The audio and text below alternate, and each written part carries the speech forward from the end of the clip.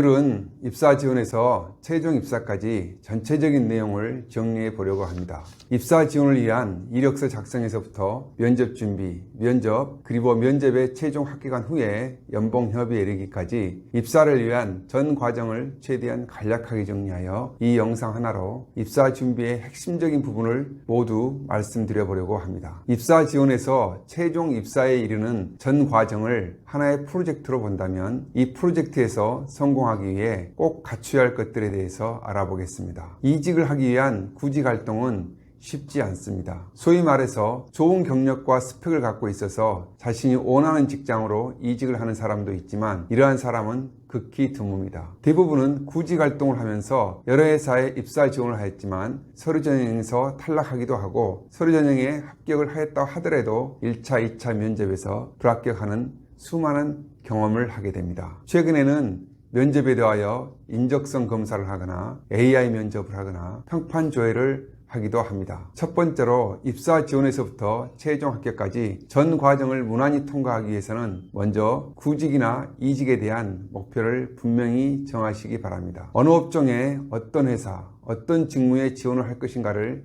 분명히 정하시기 바랍니다. 직장 생활을 통하여 자신이 이루고자 하는 목표를 달성하기 위해서는 커리어 패스를 어떻게 가져가느냐가 매우 중요합니다. 직장 생활을 통하여 이루고자 하는 목표는 사람마다 다 다를 수가 있습니다. 그 목표가 소박한 것일 수도 있고 큰 목표를 지향하는 목표일 수도 있습니다. 직장 생활을 통한 목표가 어떤 것이든 자신의 목표를 이룰 때까지 다니는 회사는 바뀔 수 있어도 지속적으로 발전해 나갈 수 있어야 합니다. 갈수록 직업도 세분화되어 가고 직무도 세분화되어 갑니다. 자신이 하고 있는 업무를 앞으로 어떻게 발전시켜 나갈지를 분명히 하고 거기에 맞는 회사와 직무에 도전하고 입사를 하는 것을 권유해 드립니다. 물론 경력이 길어질수록 업무의 폭도 넓어져 가는 만큼 업무의 깊이도 깊어질 것을 요구합니다. 이른바 T자형 인재를 기업에서는 바람직한 인재의 모델로 삼고 강조를 하기도 합니다. 경력직 이력서를 보다 보면 이직을 하는 과정에서 직무의 폭이나 깊이가 발전하는 방향으로 나가지 않고 전혀 다른 업종으로 이직을 하였거나 직무의 변화에 급격한 변화가 있는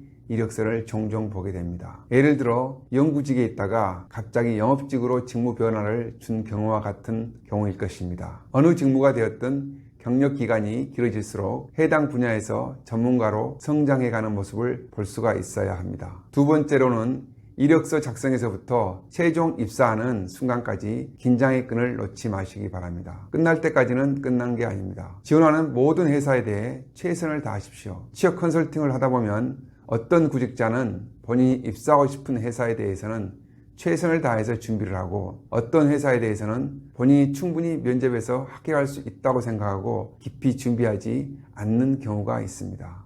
서류 전형이나 면접의 결과는 면접자가 결정하는 것이 아닙니다. 구직자는 채용 기업으로부터 선택을 받는 입장에 있습니다. 지원의 결과가 구직자의 의도대로 나오지 않는 경우가 허다합니다. 본인이 최선이라고 생각하는 회사가 최선의 회사가 아닐 수도 있습니다. 그리고 취업에는 항상 경쟁자가 있기 마련입니다. 최종 입사가 결정되는 순간까지 긴장을 놓지 말고 최선을 다하여 준비를 하시기 바랍니다. 세 번째는 준비한 만큼 좋은 결과를 얻을 수 있습니다. 모든 일이 그렇듯이 준비한 만큼 좋은 결과를 얻을 수가 있습니다. 이력서 작성에서부터 면접 그리고 그 이후 과정까지 최종 입사가 결정될 때까지 최선을 다하여 준비를 하시기 바랍니다.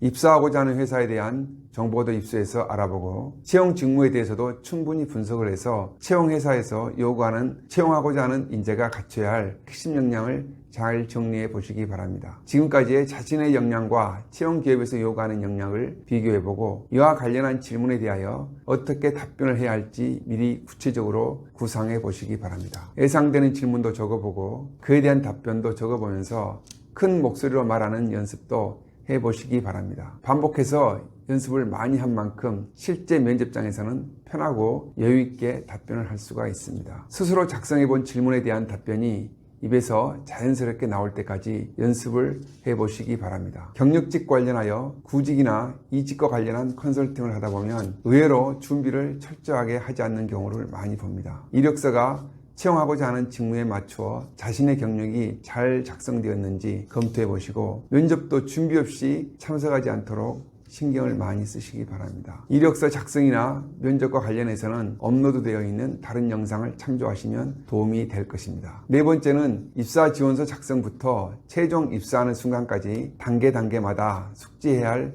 내용들을 간략하게 핵심적인 부분만 설명을 드리겠습니다.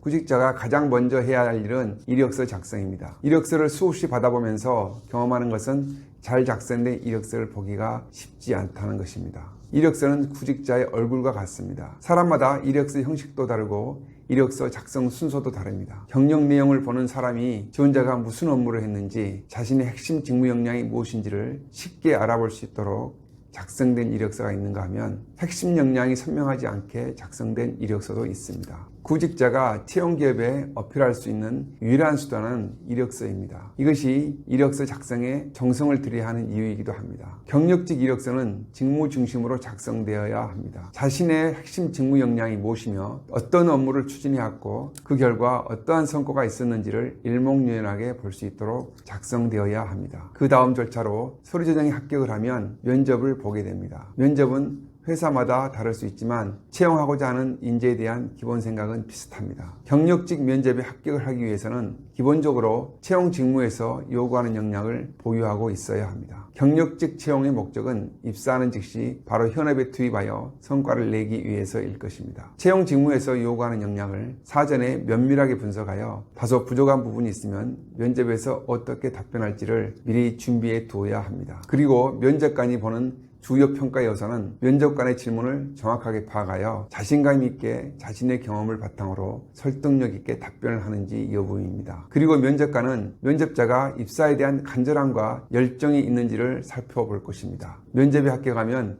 마지막으로 연봉 협의를 하게 됩니다. 면접에 합격하였다고 해서 최종 합격을 한 것이 아닙니다. 면접에 합격을 하였다 하더라도 연봉 협의에 실패하면 최종적으로 입사를 할 수가 없습니다. 채용하고자 하는 기업에서는 정하여진 연봉의 범위가 있을 것입니다. 지원자가 회사에서 잠정적으로 정해놓은 연봉의 범위를 벗어난 연봉을 요구하면 연봉 협의가 원만하게 합의에 이르지 못하고 입사 절차가 최종적으로 중단되기도 합니다. 입사 의지가 분명한 회사라면 입사하는 과정에서 받고 싶은 연봉을 너무 과대하게 요구하면 더 이상 입사 절차를 진행할 수가 없습니다. 회사에서 조정해서 제시할 수 있는 연봉의 폭은 일반적으로 그리 크지 않습니다. 연봉 협의를 하는 과정에서 유의할 점은 지원자는 면접에서 합격을 하면 연봉 협의를 자기가 희망하는 대로 끌고 가려고 합니다. 분명히 알아야 할 점은 채용회사에서 제시할 수 있는 연봉의 범위는 정해져 있고 합격자의 요구를 모두 수용할 수 없다는 점입니다. 이직하는 과정에서 연봉에 너무 연연하다 보면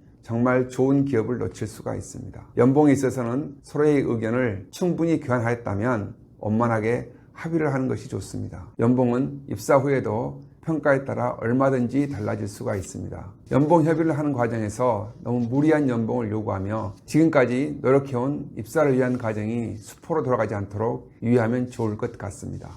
연봉까지 원만하게 합의를 하여 최종적으로 입사 일정이 정해지고 입사와 관련한 모든 절차가 마무리되었다면 현재 재직 중인 회사에 퇴사 절차를 정리하면 될 것입니다. 퇴사를 하더라도 인수인계를 잘해서 업무에 지장이 없도록 유종의 미를 잘 거둘 수 있도록 하시기 바랍니다. 마지막으로 최선을 다했는데도 지원한 회사에서 불합격하였더라도 너무 낙심하지 마시기 바랍니다. 지원한 회사에 불합격한 것은 자신이 가지고 있는 역량이 부족해서라기보다는 서로 간의 조합이 잘 맞지 않아서 불합격할 수도 있습니다. 입사 지원서를 작성하고 면접을 한 과정을 소중히 여기고 자신과 궁합이 잘 맞는 회사에 입사할 수 있을 것입니다. 입사 지원한 회사가 나에게 꼭 최선의 회사가 아닐 수도 있습니다. 좀 더 넓게 생각하고 지금까지 면접 경험을 디딤돌 삼아서 더 나은 곳으로 이직을 하시기 바랍니다. 오늘은 입사 지원에서 최종 면접에 합격을 하고 입사에 이르는 모든 과정에 대해서 준비할 내용들에 대해서 알아보았습니다.